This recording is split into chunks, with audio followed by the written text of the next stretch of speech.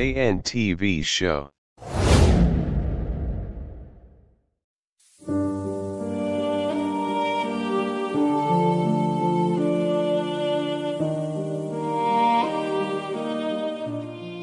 Reka nkwifuriza amahoro y'Imana we dukomeje kubana kuri GNTV show.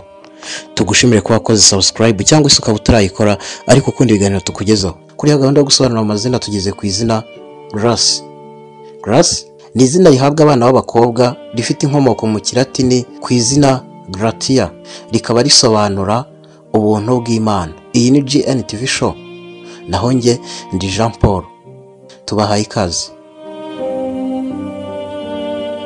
Grace ni izina ryamenyekanye mu kinyejana cya 17 kugeza na n'ubu rikaba rikoreshwa.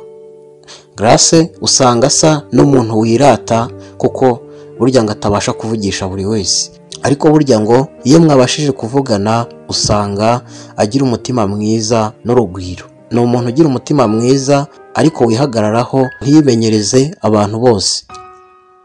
Ni umuntu udapfa kwerekana amarangamutima ye ngo ndetse buriya ngo yumva nta n'umuntu yaganiriza ibimwerekeyeho. Grace ngo ntakunda kugaragaza muri rusange ibimwerekeyeho. Grace ngo ni umunyagitugu, aba yumva ari we wafata ibyemezo niyo mwaba muri mu bantu benshi.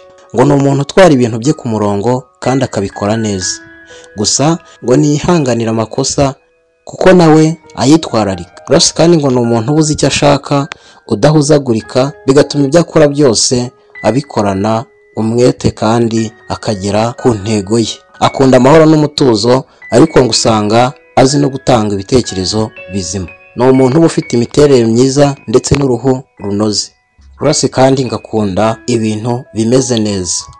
Niba utarakora subscribe kandi kuri buto y'umutuku byanditseho ukurikiza akamenyetso kameze nk'inzogera, izindi nkuru zose tuzajya dukora zizajye zikugeraho ku gihe.